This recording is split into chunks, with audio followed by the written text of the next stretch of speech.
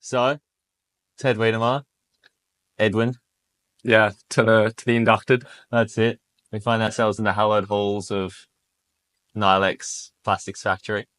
What does this place mean to you? It's memory lane. Yeah. Good memories, mischievous ones. Mm-hmm.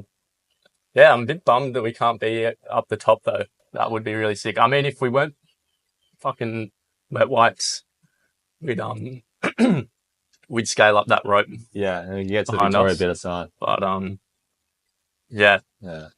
I coming to this place and seeing this place makes me feel old.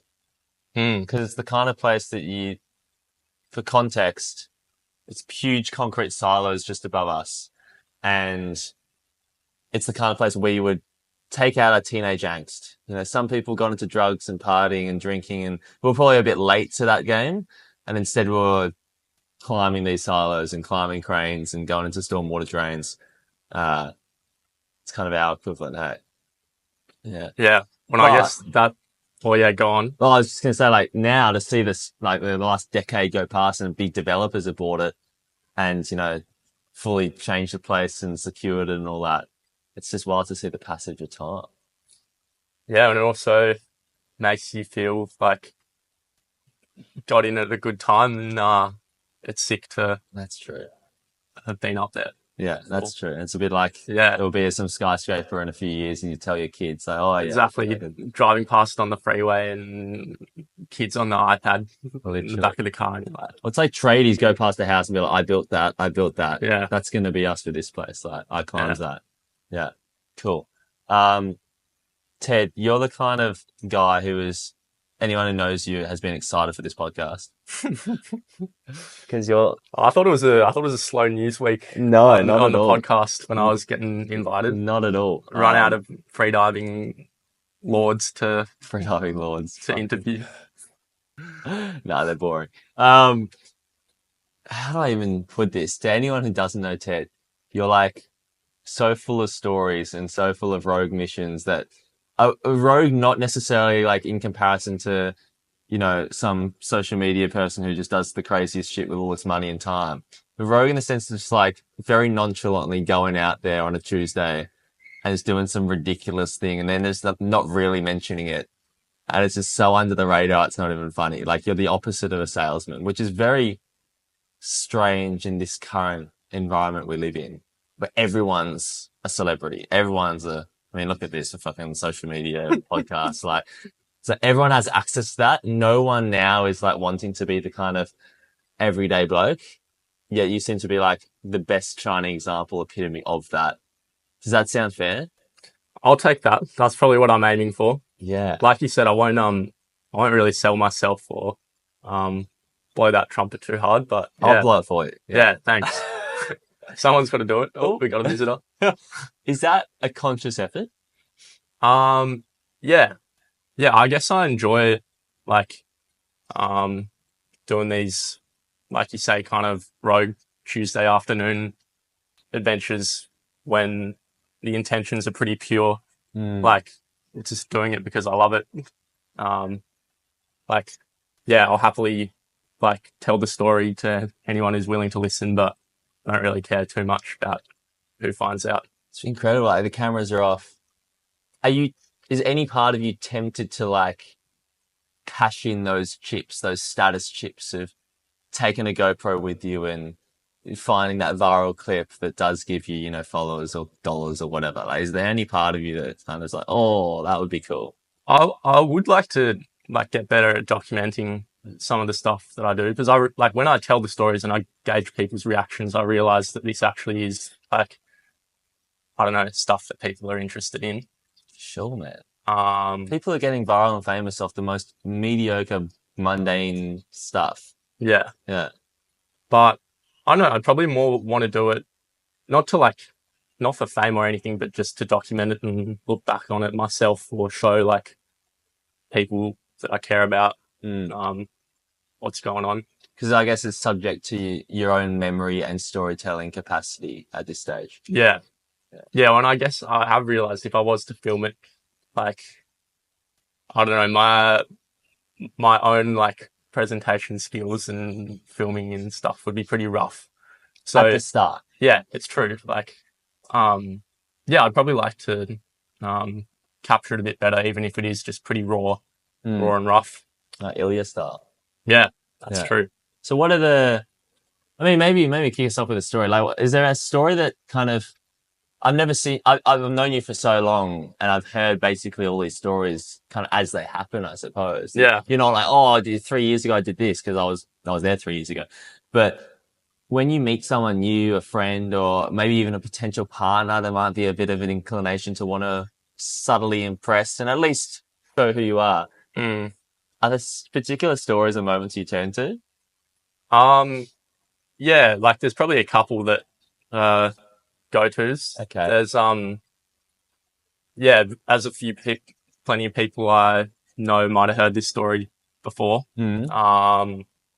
Jumping freight trains or a freight train in Mexico. Yep. That's How did that that's go probably down? my proudest Okay. adventure. Okay, paint the picture for us. Yeah. So I was backpacking through Central America last year, 2023. And yeah, I guess there was an adventurous spirit to the whole trip, but it was kind of escalating from the start of the trip, and just gaining more confidence in that environment, like foreign language, like a bit sketchy. Yeah, because you've been learning times. Spanish at Duolingo, but Yeah. yeah. And so I guess the kind of climax of adventure was, yeah, there's a freight train, famously known as La Bestia, Oh, the or the beast. Beast in Spanish. Okay. And it's Where does it gained run its- from? I guess it's like not a specific train line, but it's just all trains destined for the US. Okay. Oh, they're all through just called Mexico. the beast. I believe so. Yeah. This Yeah. is a general vibe about those northbound Yeah, freight trains. exactly. And so you got immigrants from all over Latin America, trying to get to the US by whatever means they can, and I guess the most common means ends up being this freight train. Yeah. And so it's got a reputation for being pretty dangerous as well, because not only have you got people who are desperate to get to America, but these people are obviously super vulnerable, and other people, whether like immigrants themselves or I guess opportunistic locals, can take advantage of that. And does that look like if you steal, murder, rape from these people, they can't just go to the cops because they're illegally in Mexico? Well, yeah, that, and also like the cops and justice system in Mexico is pretty non-functioning anyway. Like I have to do a Google double check on this, but I think it's like something like 90 or 95% of homicides in Mexico go unsolved. Holy shit. Because So- it's just such a cartel state in so many. Yeah, levels, exactly. yeah. Unless like the person, unless the person who gets killed is rich or a foreigner, like there's really no pressure on the police to do anything about it. That's fucking like, so what drew you? Is that whole setup to I mean, I love it, right? But Yeah. to a lot of people, to our parents, to you know, any person with a healthy dose of risk, you know, risk tolerance or whatever That's it is straying well away from that and Mhm. potentially sticking to the Cancun resorts instead. Yeah. What's the draw? The draw, I guess, is like the complete rawness of it all. The unexpected, like you might have a rough idea of what's going to happen, but within that, there's so many different, like, I don't know, social interactions and stuff that you just like, don't know. It's kind of the pure adventure. It's just unlimited it. potential of just unknown. There's no documentation of how this trip's going to go. You can't book it on a website. You can't plan out what tours you do because it's all up in the air. Yeah, well, I did have a backup plan, which was a bit more conservative, which I generally like to have. Okay. Like, I I guess so you're not fully committed if it seems too risky. Yeah. I Um, remember you calling me at like 2 a.m. because I was just in Guatemala, a country away, and yeah. you were just in the middle of the night next to a freight train line with some fucking Venezuelans or whatever, Mm, like sussing out which train to take, and all this officer's there, and it like live action. yeah. Yeah. And at that point, you just felt completely safe, or you felt just it's risky, but I have the skills and capacity to deal with this level of risk. No, Like, I honestly thought it wasn't going to happen at that point. really? Um, so I slept in a ditch next to the train line um, for a night. And So just even that, like, yeah, what does that even mean? Like, there's just a ditch next to a train line, you're sleeping in it, you roll yourself up. What? exactly that. That's absurd. Yeah. Yeah, yeah. So Just good. kind of keeping eyes on what's going on, working out if this plan is feasible or if I'm just a fucking dreamer. Sure. Um, But yeah. even that, like, and I'm asking these questions even though I feel like I kind of know the answers just for any audience who does watch this and future selves, our Mm. future selves. Like, even that, you say it so nonchalantly sleeping in the ditch. Like, has that always been the case? Or is there some sort of training, or is it just a dream's worth any cost? Like, Yeah, probably that. And I guess like, yeah, I've been building up um, to this, like I said, climax of adventure mm, over a few months, doing Roger stuff yeah, slowly but surely. Um, yeah, so I guess I felt pretty comfortable, even though like it was like I was comfortable in a slightly risky environment yeah. by So this would you point. say like advice to someone who wanted to get to the point where sleeping in a ditch on the side of a Mexican freight line Yeah. is just not too much of a biggie? You do have to have these steps of building up some evidence and an adventure. Oh, absolutely. Yeah. Yeah.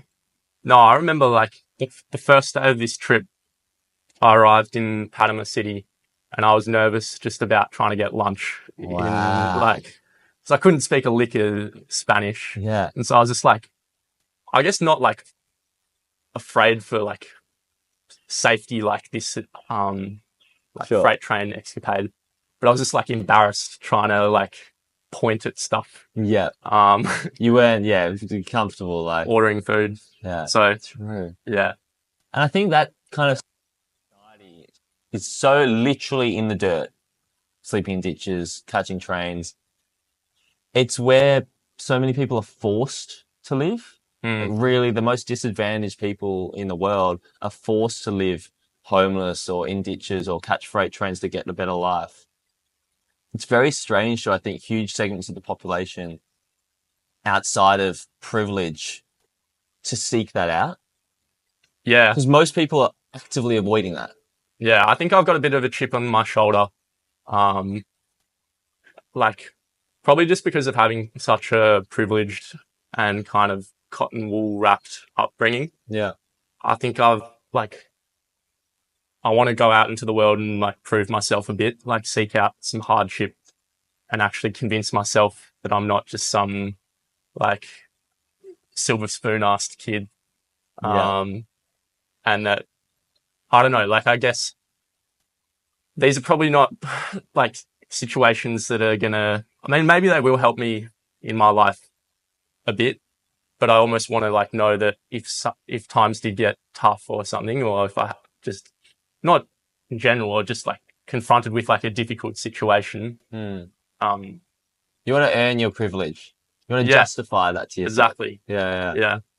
I feel that very strongly. Mm. And I think, do you think that comes primarily from being more aware than most? Like, we grew up in fairly similar circumstances. Hmm. Do you think you have just been more hyper aware of your privilege than others who are doing kind of more normal shit, just going to Europe and having a nice time and, being in their job? Is it because you're more aware of your privilege? Is it because you're more guilty of that privilege? Is it because you're more in touch with the lower end of the human experience? Like, what part of it? because there's so many people, everyone we went to school with more or less Yeah. lived the same kind of life. Yeah. You're seeking out this rogue adventure. And not that all of them are actively avoiding it, but most of them don't find themselves sleeping in a ditch in Mexico. Yeah. I mean, I'd like to think most people like living a similar life to me are aware of their privilege. Like, I don't know, maybe if you never leave like this small bubble in Melbourne, then you won't know. But I feel like most people, They're just not impelled to do anything. yeah, or they don't know what to do, or they don't, or maybe they go about addressing that in a different way rather than seeking out rogue adventures. Like they might try and volunteer and help people, or something like that. Earn your privilege by like giving back to other people. Okay. Yeah, that makes sense. Because I definitely like see the world and see myself, my own story in very similar lens to you. Yeah. But I also know that others don't. I should have probably thought about this more, but that's an interesting question, I think, to like raise. Like, how does a privileged person deal with their privilege? Because I mean, every single human on the planet to some degree has privilege. There's the starving kid in Africa is still not, was a child soldier that lost their legs, like the kid in the next village. Like there's always going to be someone worse off. Right. So that question of dealing with what you've got and earning that, and do you sometimes wish that you didn't have whatever that root-seated cause is that drives you and impels you to want to do these rogue adventures? Do you wish that you could be a bit more blissfully ignorant? Do you feel a friction with your society in that setup? Not particularly, I guess. I guess I don't feel too upset about it because I really enjoy going out and doing this stuff. But yeah, I guess maybe it'd be nice to not feel so guilty about it all.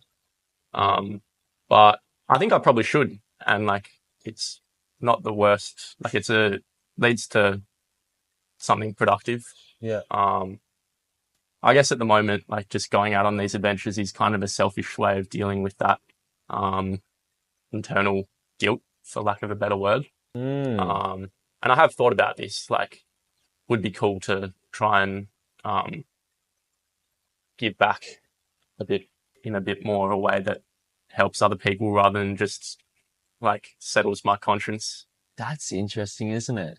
That's like somehow flipping the script to mean that the fact that you're not sharing it and not giving value is a worse thing than if you... Yeah. Well, no, and you see a lot of like, a lot of people doing big adventures and stuff like that. It's for a cause. Like they use it, their kind of crazy story as a way to leverage like money to go to a good cause. That screams like I'm even more guilty. Or I want to get it. Yeah. I want to get it out of the system even quicker. You're just like a slow burn, just in the background, just for yourself. Like, yeah. Well, I guess part of me is like, I don't want to be like a savior or anything and like think I'm going to change the world. But then, yeah, maybe that's just like being in denial a bit as well, because it's obvious that part of the reason for what I'm doing is to address that insecurity in me. Fuck, I didn't think we'd take such a philosophical take straight away, but yeah. No answers from me, but that's fascinating. Okay, so like you're in Mexico. yeah, that was a big tangent. Yeah. How did it actually, from thinking it's not going to happen if you're sleeping in that ditch, how did it happen? Yeah, well, I guess this was probably one of the beauties of the adventure and the unknown I was talking about. But so that night when I was sleeping in the ditch, I saw a train go past, and I woke up as I heard it going through, and I look out, and I just see like this carriage, and there's probably like 15, 20 guys just sitting with their legs dangling off the train as it goes past. And I was like, holy shit. And these guys look pretty rough as well. Yeah. Like, rough as in gangster rough or like homeless rough? Yeah, I don't know. Probably a bit of both. Just like, I don't know, stereotypical image of some like rough and slightly scary person that you'd expect to see on a freight train in Mexico in the middle of the night. Fair play. Yep. And the train was going pretty quick as well. I was kind of like, oh, fuck, there's not much hope here. And so my backup plan was there was a tourist train that went along the same route. Yeah. And so, I don't know, I was going to fork out the 250 Aussie or whatever. That much? Expensive, yeah. Holy it's like a shit. premium tourist experience going through like the Grand Canyon equivalent of Mexico. Yeah, okay. Wow. Yeah. Then the next morning, I woke up and pretty soon I'd been approached by a refugee. Shout out to Christian. Fuck yeah, from Christian. From Honduras. Honduras. Ah. Yeah. And he kind of made the proposition that we should team up in the interest of. So he's been like, how did he get there from Honduras? Or because it's not trains all the way, right? Like, yeah, it's I guess it's just by whatever means possible overland. are they hitchhiking? I don't know about hitchhiking. I think they'll pay for Buses. like buses and stuff. Yeah. Some countries though, it's like illegal for like refugees to get on a bus. Really? I think actually, yeah, in Guatemala they would stop you all the time, and the like soldiers, and they'd check your passports. Yeah. Yeah. Wow. So it's a pretty dicey existence for them. They're risking a lot. And Christian, he was by himself, but he had a wife and a child in Honduras, they'd made the journey with him, and they'd already made it to the US. Wow. Okay. Like a couple days beforehand. Yeah. And yeah, he was just trying to. So he like pushed them on a train already. Yeah, I can't remember the exact details, but I think he'd probably made some personal sacrifice, like risking him not getting the guaranteed route with the coyotes or something like that. This. Yeah, like maybe he'd paid some money for them to get through. Oh, yeah, so absolutely like mental. It's so hard to. It's fun to think about how cool this adventure was because of the characters for these Honduran refugees and whatnot, but putting yourself in that situation, like trying, because you can't even get close to fully doing so, but you can try the thought exercise of empathize, put yourself in their shoes, and that just turns real fucked real quick. Oh, it was so humbling. Holy shit. So humbling. How is it to be face to face and actually interacting on a very human level, also just not like, it's one thing to sit down with Christian and say, oh my God, your story is great and it's humbling and stuff like this. But it's also another thing to just be like, yeah, here's my bud. We're catching trains together. We probably eat together. Like just a normal thing where you are on the same level. Yeah. Even though on a societal thing, you're so far apart. Well, I was trying to like play down our differences as well, because I don't know. There was like a vulnerability to me as well. Like he could have just jumped me, and he had every reason to. Exactly. Yeah. Like you probably did you have an iPhone or MacBook or something in your backpack? Yeah, I had my worst decision of the whole trip. I had my laptop with me. That's so I was packing some heat. 3 months of his salary, like that would get him to the stat. Like, yeah. So no, I did look pretty rough. Like had a festy as beard, and I don't know, pretty dirty. I mean, slept the night in the ditch. That must be necessary, though. And I guess I was a lot bigger than him as well, just because of my Caucasianness. So maybe that played a factor in it that, like, but I guess if he had a knife or something, like, yeah. Sure. But one of the first things that happened with us was, we went to go and buy some food. And he waited outside the supermarket and I left my bag with him. And that was like a big moment of trust. Yeah. Would you reckon he was conscious of that? He felt that? I think he like knew that he could have taken it, but I genuinely think he valued like the security of us being together as a team, more than like the kind of quick hit of taking what's in my bag. Do you reckon that might have been the case if you knew there was a MacBook Air? Yeah, maybe not. Maybe not. Yeah, that's mad. Yeah, what are the other interactions with Christian? Like, how is it to just live with that. And then what were you doing to kind of separate your differences, diminish your differences? I don't know, like we just weren't getting too deep or anything. Yeah, we're just kind of using like exploiting each other for, Like, can you run and get me some water? Can you do this? yeah, when we met some more, people pretty soon afterwards as well. So I Mm. wasn't just purely, hanging with him. It turned into about a group of 5 of us. Okay. So it was a pretty good band. So you're not getting too deep. It's still like the fact, like you would have found out that, okay, he's from Honduras. You would have said you're from Australia. Yeah. Did even that spark things? Did he link that with wealth? Like, Honestly, maybe not. Like, I don't know how much he knew about Australia.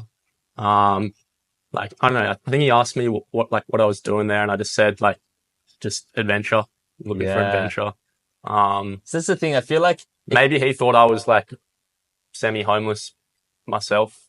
I think a few people thought that. yeah. That I met.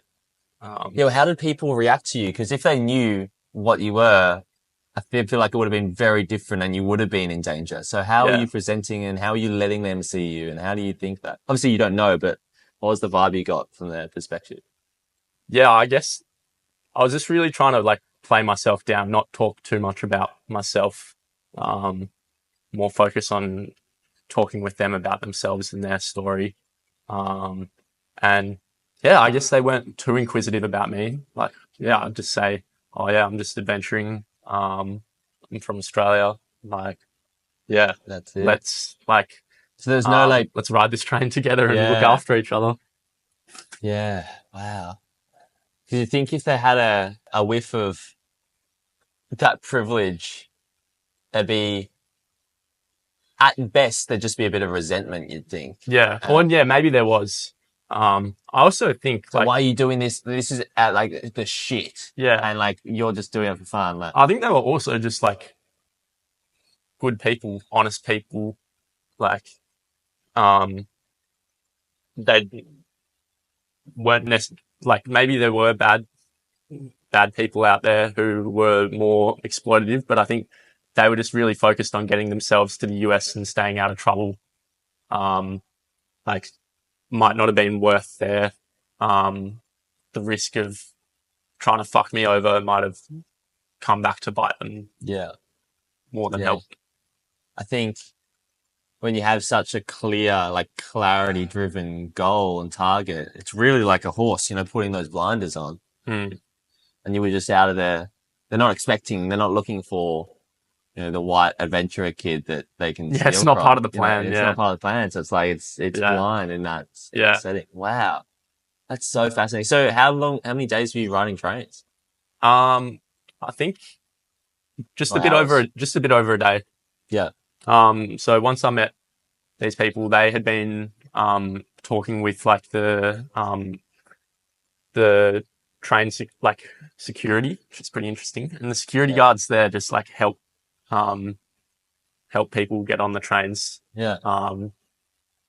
I guess partly because they feel like compassion and sorry for these people. And also it's probably, maybe it's not worth the effort of trying to stop people because they're just going to do it anyway. Yeah. And so You'd probably want to help them so they don't feel like they have to subvert you. And that's how people get their arms cut off from the train wheels and whatnot. exactly. And that's a bigger paperwork mess. Yeah. Or even I just mean, not I paperwork. don't think there's But fucking paperwork. It's even there, a job. but- Like if you're just Yeah. rocking up to the job, you'd rather Yeah, help yeah. people on trains than see the one get decapitated. Exactly. So, yeah, the train stopped in the yard that night. Bunch of people got on. And then it was an epic, like, route that it took. And this was part of why I sought this specific line out as well. Goes through, like I said, the Grand Canyon equivalent area of Mexico. Okay. I think there was something like 85 tunnels. And you're in like a little open hopper, right?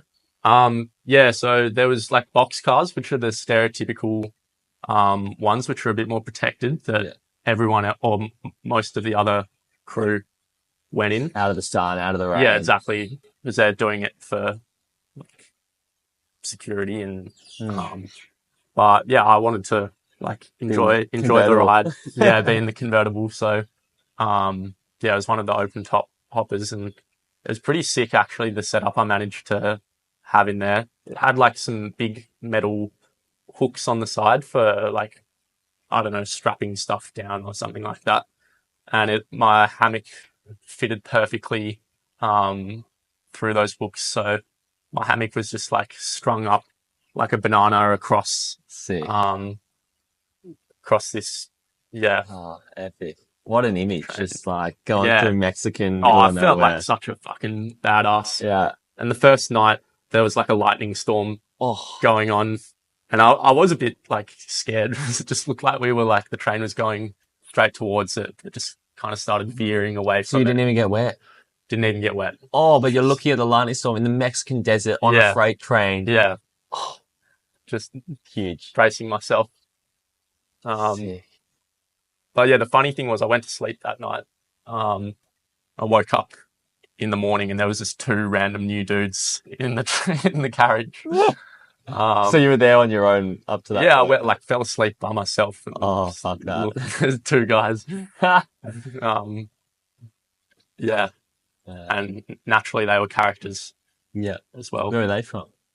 One dude, probably the most interesting dude I met in this little adventure. His name was Ernesto, and he was of Mexican heritage, but had been living in I think Los Angeles since he was 9 years old. Okay. And he was now 45, but he'd been deported for gang violence. Shit. Was he a gangster? Yeah. Ah, Yeah. true. So he's from like one of those like LA Yeah. Mexican gangs. Wow. Okay. But he got deported, and Was he a scary looking dude? oh, he was really scary. Like head to toe tattoos. Like he looked like a dude out Like of MS-13 kind of. like looked like he was out of like GTA. Fuck. Yeah. And was he scary? Like sometimes people with face tats especially obviously look scary, Yeah. but often they don't feel scary. Yeah, that's true. I'd say he was really friendly, and he spoke like English as well. So we had pretty good rapport. With a bit of an SA accent. Just Yeah, of course. So we had pretty good rapport based on that. But he was still like, he had undertones of being scary, and not so much towards me, but I saw his temper snap a bit at some of the other refugees. Really? Did you pick up why or how? Yeah, it was a little bit of a weird drama. So he borrowed one of their phones Okay. to text his sister in LA and just like update her on him. Yeah. And then he gave back the phone to, it was actually Christian's phone, so he had got shirty with Christian. And You like, break it up, boys. yeah, well, I was just staying well away. I wasn't going to stand in the middle of them. Like, who knows what the fuck Yeah. would have happened. Okay, go on. But I have no idea whether it actually happened, and there's a good chance that Ernesto, this gangster guy, was being like paranoid and was like, I don't know, mildly schizophrenic or paranoid or something. But he thought Ernesto was texting his sister after. Christian thought that. No. So, unless I thought Christian. So was... with the number, like he had the text history. Yes. Of the sister, from when he was like borrowing the phone. So he thought Christian was texting his sister. Yeah. Oh, it's so funny. Fuck, Yeah. if you're Christian, presuming he is innocent in this, how scared would you be?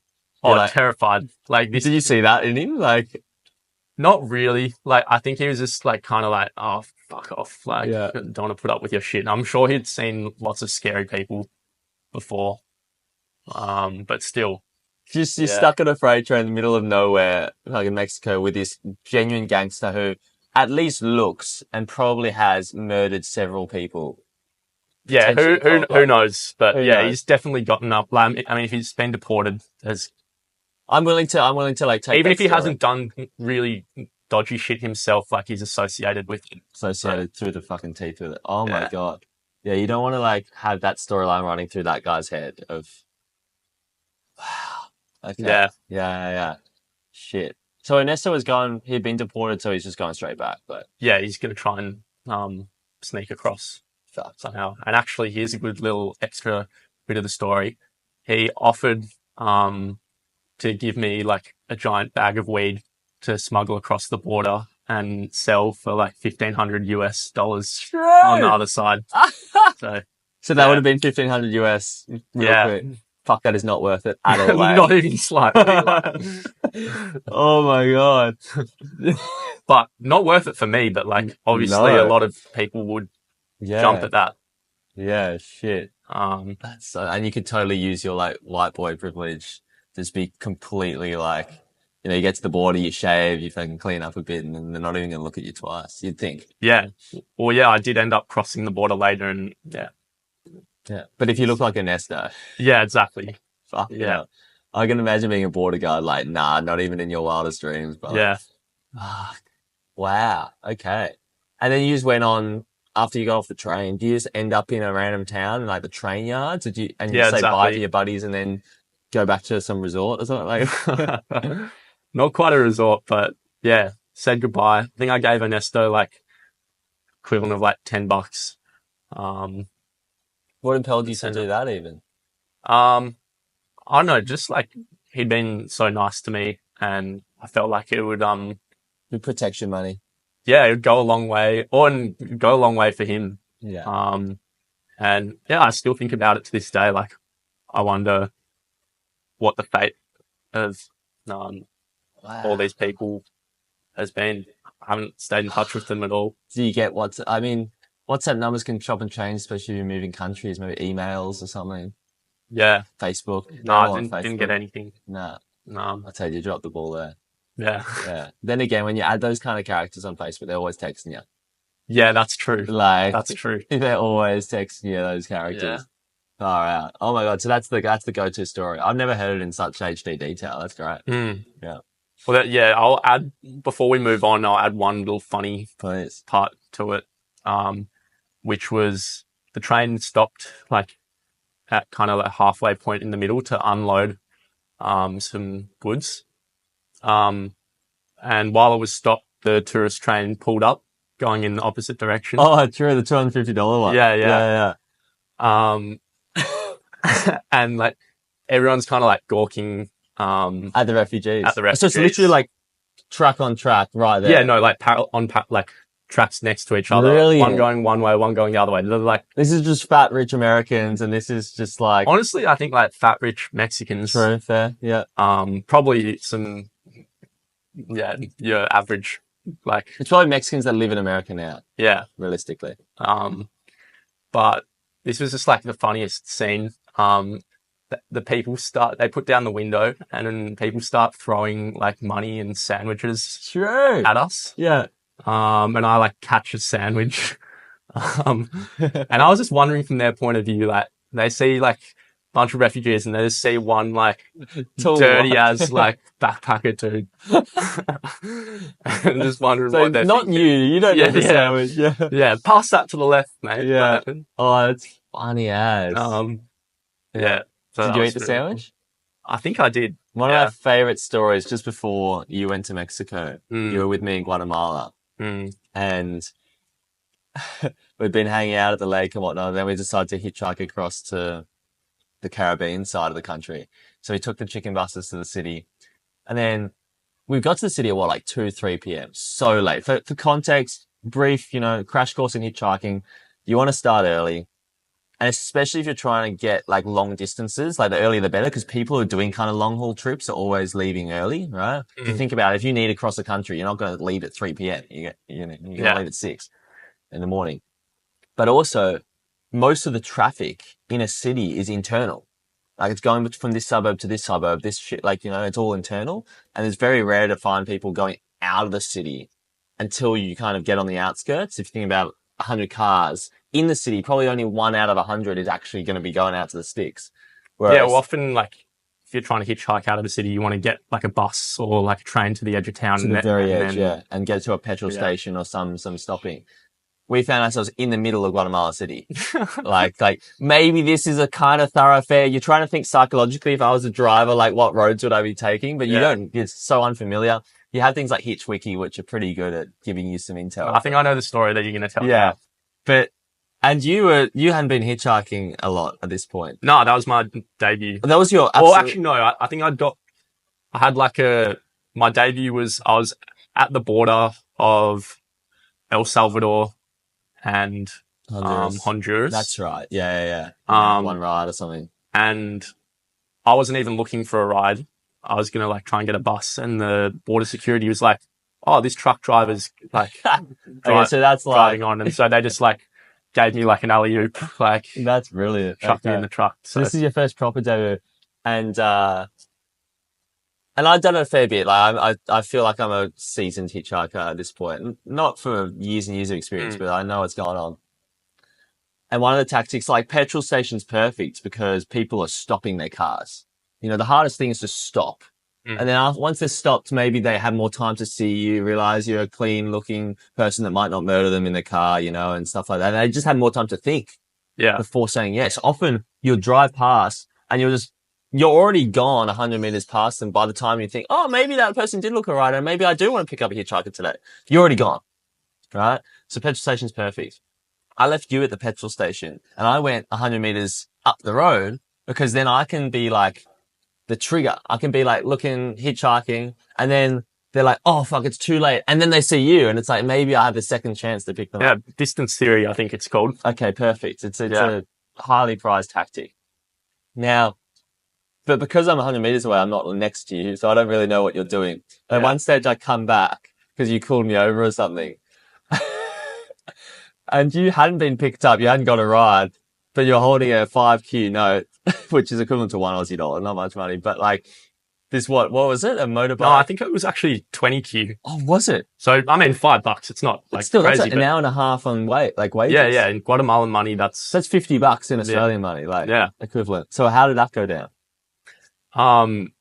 So I was sticking my thumb out, on the side of this busy road in the middle of, Guatemala City, the capital. And some couple like pulls over and I think, oh, fuck yeah, we've got a ride. And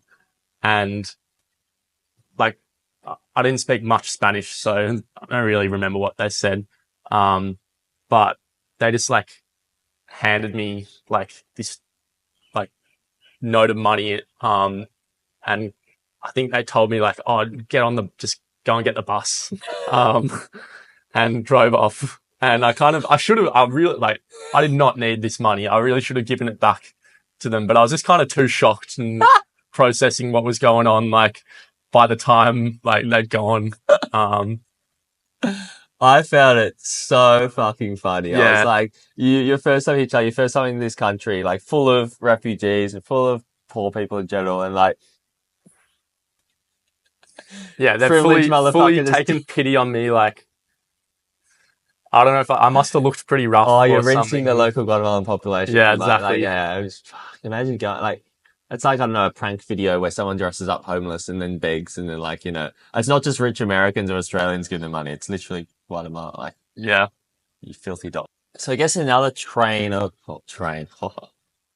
pun not intended, but appreciated. Another like avenue for your adventurous spirit has been, and I get the sense that you want it to continue being in a more extreme way, bikepacking. Yeah. What's the story? Well, I guess maybe a good kind of thing to note is like after like, I don't know, going to some like far-flung places and doing some of this cool shit, like I came home and I guess as you always do after you've had an epic trip like this, like you just had really itchy feet and you want to do like more adventurous stuff. And I guess it kind of made me realize that you don't need to go to far-flung places to have these great adventures. And it kind of made me look more into like my own backyard and how I could like replicate the feelings and the sense of adventure that I'd had. Have you done that much before? On like a small scale, like doing stuff like coming to places like this, like Urbexy Sure. things. And I guess we'd ride our bikes to outer suburbs or something to Box Hill and get a crazy Chinese feed or something. yeah, that was probably the origins of it. Yeah. Like just, yeah, going to, places in Melbourne that in our little circle of privilege seemed like mildly It exotic. is so funny. I remember when we were 14, place like Box Hill Yeah, going to Box Hill Market and was seeing just like ludicrous.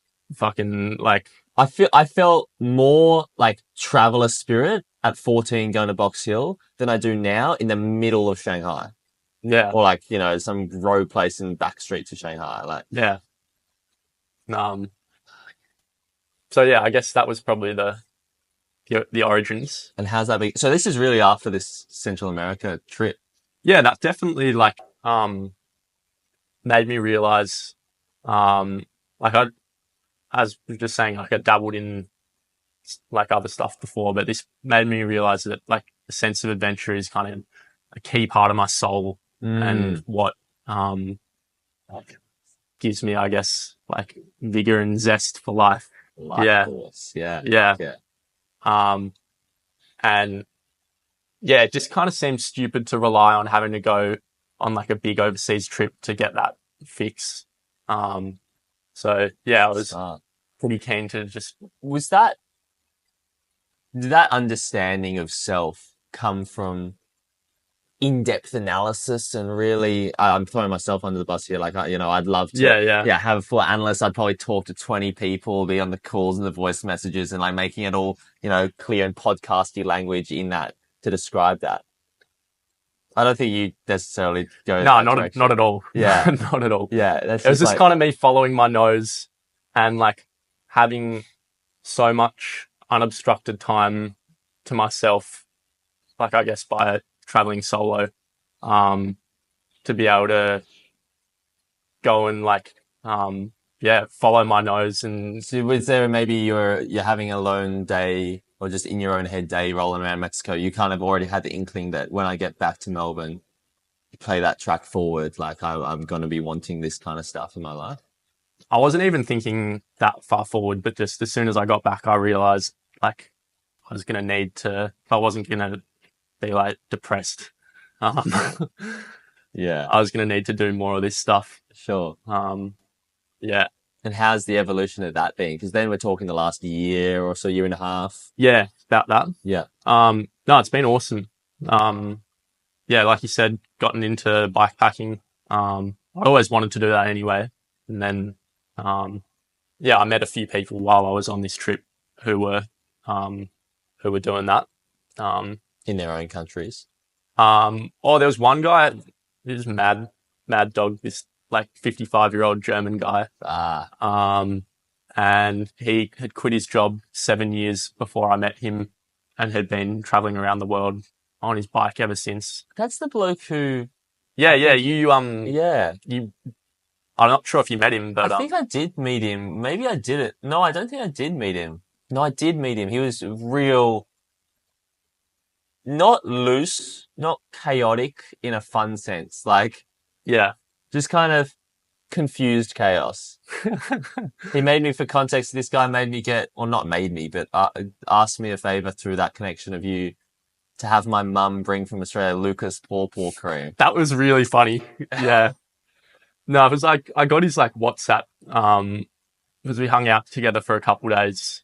And then like, a few months later, he reached out to me and he was like, "Hey Ted, how you doing? Like, hope you're going well, like, back in Australia and stuff. Do you reckon you could get some pawpaw cream brought over?" And I felt like saying to him, Was that all in the same message? yeah. Such a classic, under the guise of No, that's what, I was. was like, felt like saying, "Mate, just ask for some pawpaw cream if you want some. Like, you don't need to ask me how I am." So he did the same thing for me. Keep on going though. Yeah. I just found that so funny. So funny. What a random thing to like, I mean, pawpaw cream is fucking good stuff, but still. So then you forwarded that on to me because my mum was coming over. She brought it over. But when he texted me that request, because I imagine you must have passed on my number, Yeah. he did the same thing. He was like feigning interest in freediving. Hmm. And I'm like, and I just got the vibe, like, oh, maybe this guy wants to, but I feel like he just wants the paw, and this is his only way to socially, like, kind of Yeah. weasel him way in. So when he did rock up, I do remember it vaguely. He was kind of, I mean, like, he was kind of not. When he seemed like the kind of guy who would do it, yeah. Who would be interested in freediving, maybe if it didn't cost, like. Exactly. If it didn't cost, because, I mean, my prices weren't exuberant, but they weren't, especially if you're traveling like that. That's probably 5 days of his budget. Yeah, exactly. No, he was hours. frugal as. Yeah, all hell. maybe even more, Yeah. So I kind of let him off the hook with that one. I was like, mate, you don't need to come freediving. Like, here's your paw. Yeah. Oh, so you actually gave him some. No, because Mum had brought it over. Okay. Yeah. Oh, that's but really funny. Didn't push the paw. I didn't want to give it to him for free, to be honest, because we didn't really connect. But like for freediving. But Yeah. Yeah. It was so funny. Yeah. Very random. So he'd been riding his bike for 7 years. 7 years. Yeah. That just screams like divorce. Life's gone to shit. Yeah. Maybe running away from something. I mean, I think from memory, he'd actually never been. Okay. Never been married. Finally giving up hope. Maybe throwing in the towel, or maybe it's out there. I haven't got it here in Germany. I have to find it out there. Yeah. Get him on the podcast, and you'll find out. Yeah.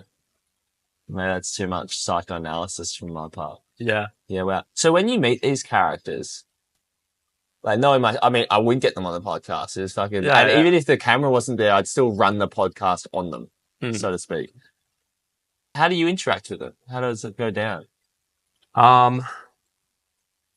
Yeah, I guess like, when I'm traveling, I'm not the kind of person who like really push, like trying to strike up a conversation with someone. Prefer just for it to happen organically. And especially this was like at the end of the trip, and I was a bit over, hanging out in hostels, and meeting that crowd. Yeah.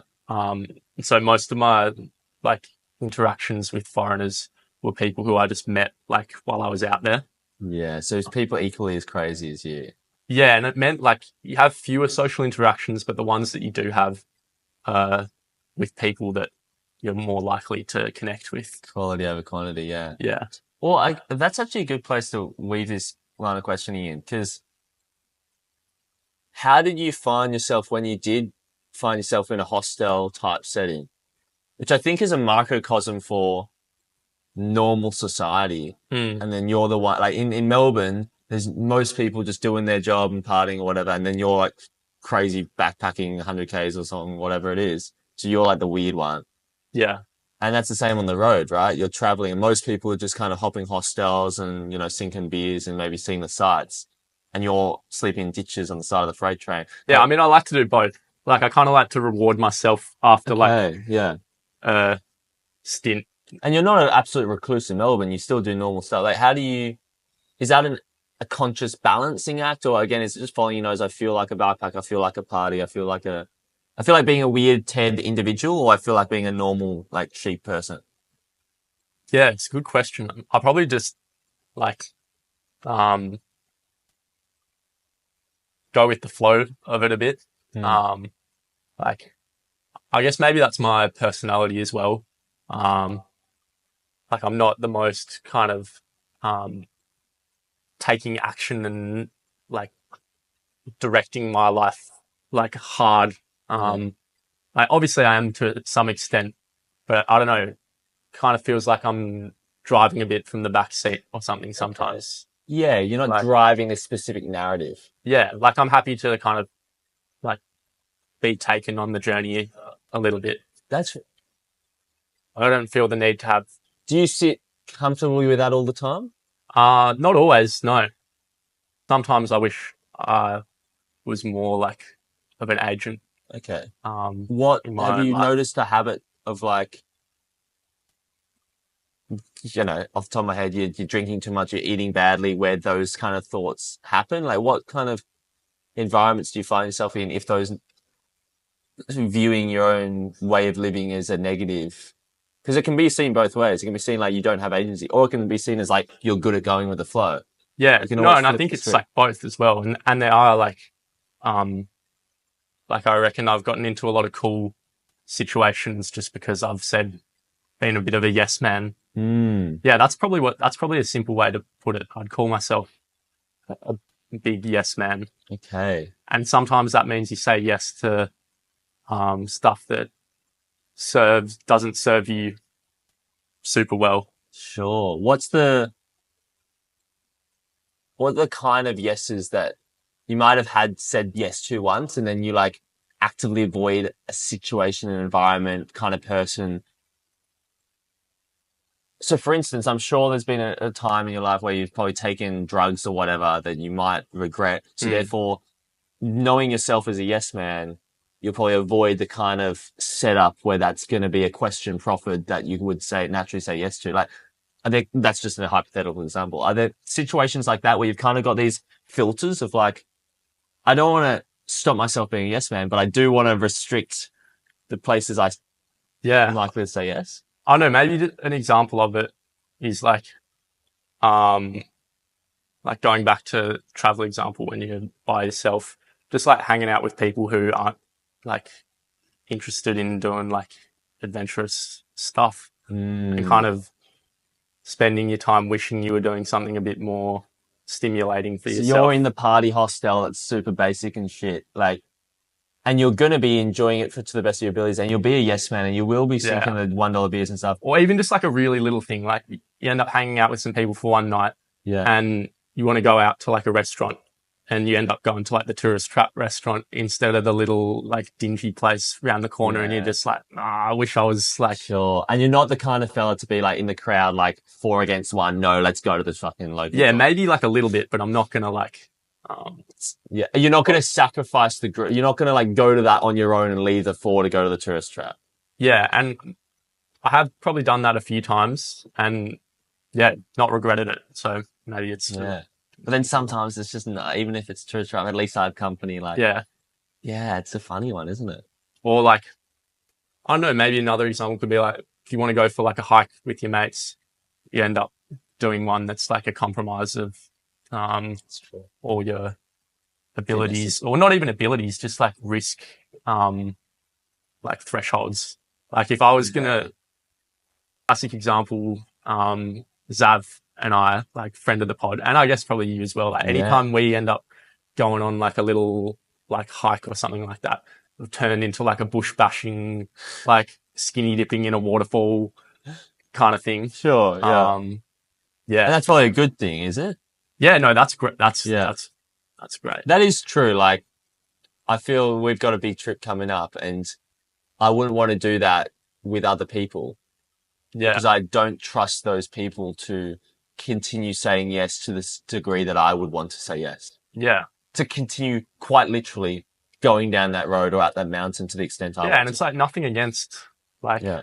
not wanting to do it, but if it's holding you back from, But then in other contexts, there's probably other people where if I wanted a night out on the city, yeah. like you two might not be the best. Yeah. There might be other people where it's like, I have one mate coming in mind. It's like, he'd be terrible in Guyana, but Yeah. be great in Melbourne CBD, Yeah.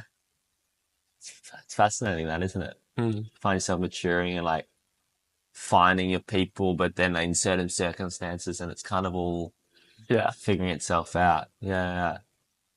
That's good. Yeah. And is that like, what's going on in other stuff? You're doing uni, you're doing all that. Yeah. I guess I'm trying to, etch out a career that has, some level of adventurousness and, like stimulating greater purpose, Yeah. How's that embedded going? in it. Yeah. I feel like I'm on a good track. Studying geography masters at the moment and got like a cool, research project that gets me out in the bush. Yeah. Can you describe like, I know kind of what it is, but exactly what it is, this research project? Yeah, sure. So it's researching a specific species of eucalyptus tree called Alpine Ash. Okay.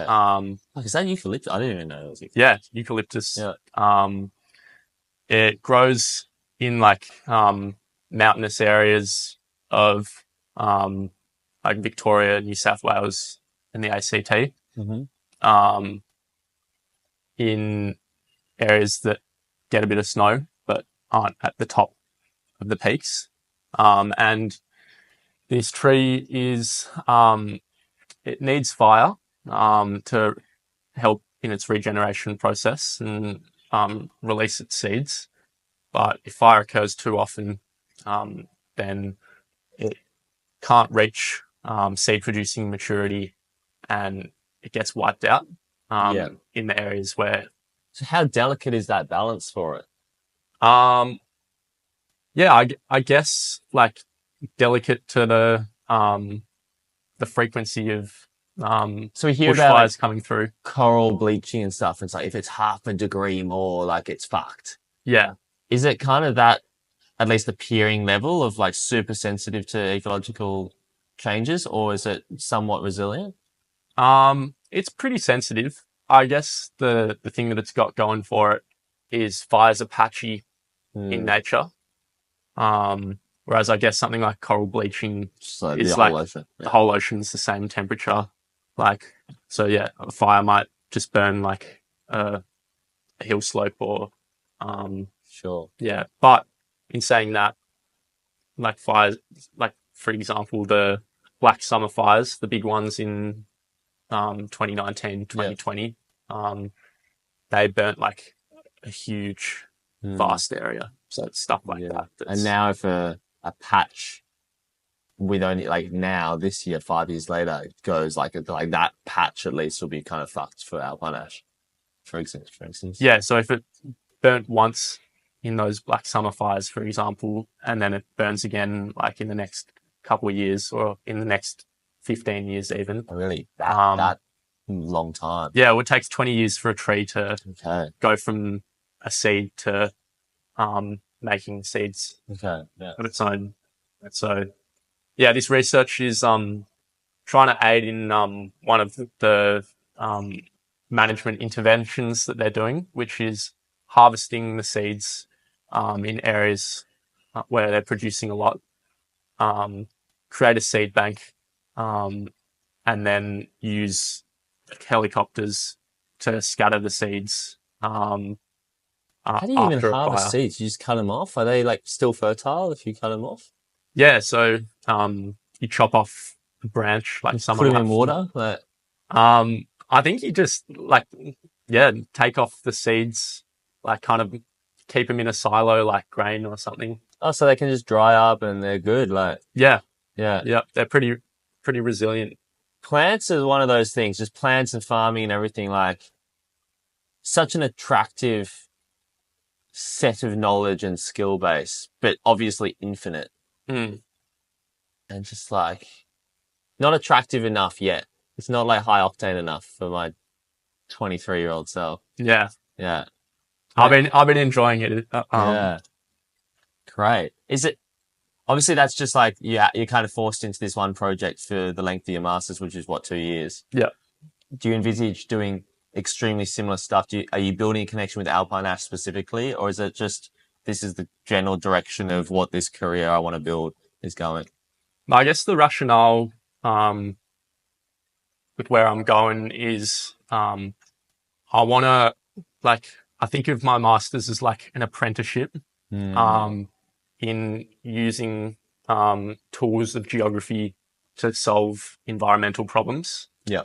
And so the main tools of the industry at the moment are like software that allows you to analyze like the environment at like a large scale. Okay. And then I'm hoping that by doing this apprenticeship of sorts, I've got a good grasp on those tools and I could use them for a whole range of other environmental issues Have you as well. thought, I don't know if you've thought much about this consciously, like we're young and we're kind of just starting to maybe think about careers and shit like that. There's so many different strategies to have work as part of your life. Some people just their whole identity and value in this world and self-worth is tied into the value they can produce in the workplace, whether that's monetarily or the status or the like just general like, thing you get from that. Probably not the best strategy, right? Some Yeah. people are like, I'll just do something. I don't even care what it is, but if it gives me money so I can, I have as much free time and free disposable income as I can to do what I really want, which might be bikepacking and stuff like that. Some people try to find a balance of like, this thing pays me enough money, but not so much that I have all this free time for doing what I really, really want. But while I am working, it's like kind of meaningful. And there's kind of this spectrum. Yeah. Are you consciously playing with those ideas and aiming for a certain balance? Like if I gave you $10 million, you're financially free, would you be caring about Alpine Ash? Would you just be bikepacking the whole time? Or would you like want to at least a few days a week have some meaningful projects that might be worthwhile in the market? Like, do you think about that much? Yeah, for sure. It's probably like the latter of those, I guess, different prioritizations. Yeah, I'll say it in your own way. Like, Yeah. Well, yeah, I guess I want to. what's the life strategy? Like, if you're talking to a therapist or life coach, like, Yeah. No, I definitely would be willing to sacrifice a little bit of money for some purpose and doing something in your work that I care about. And even within the environmental industry, which I'm aiming for, I think there's different like jobs and careers that sit at different points on that spectrum. Sure. Like environmental consulting, for example, 20, 30 years down the line, like you get more money, but you're probably doing stuff like signing off that like this new highway or new apartment building is like an acceptable amount of destructiveness on the environment. So that's where the money is. Basically, you sell the environment and you get like, more or less. More or less. Yeah. I mean, people can justify however they like it, but that's essentially what's happening. Yeah. Right? Yeah. Makes sense. So. And yeah, like, I don't know, that just seems like Grim. Bit grim. And maybe it's that I'm in a privileged enough position that because when you have I can kids start contemplating other stuff. And I guess also it's something I've been thinking about more recently. And who knows if it will actually happen, but it would be nice to kind of try and at least semi-detach from the like capitalist system. What would that look like? I don't know, just like little things like trying to grow your own food a bit more. Start a commune in the outskirts of Sydney, man. Yeah. The hinterlands. Yeah. I don't know, building your own house or... I feel like this is such a funny statement, but I feel like if you're the kind of person who doesn't dream about a commune, I don't think I'd get along with you. Yeah. Like that's such an obvious dream that everyone I think is interesting and cool has to some extent. Like if you're actually wanting to live in some apartment or something, like that makes zero sense to me. I can see it as a means to an end. I can see it as like something that you end up doing your whole life, for God's sake. But like, so I don't judge it, but it's like, if that's what you're aiming for, that's absurd. Yeah. Yeah. I don't know. I think there's plenty of, But again. Yeah.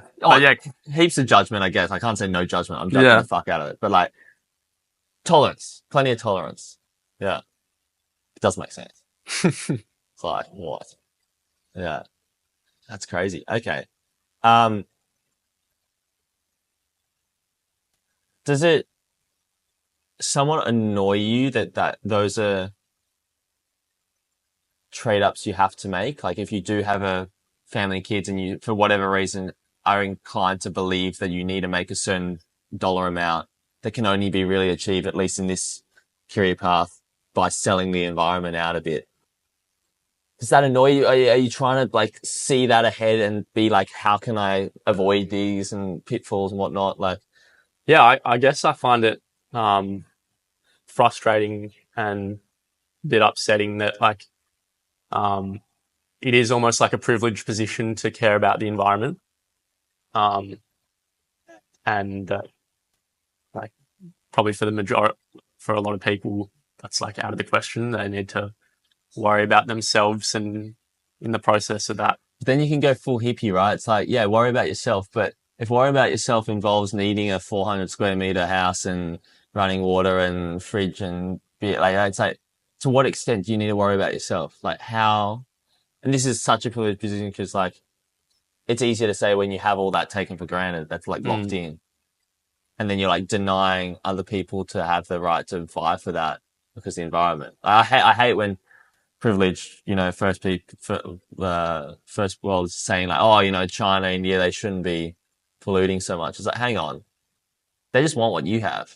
Yeah. And then when they get it, they probably will start thinking about the environment because everyone wants a clean environment. They just want what you have more. Yeah. No, it's kind of like a development arc So of a exactly.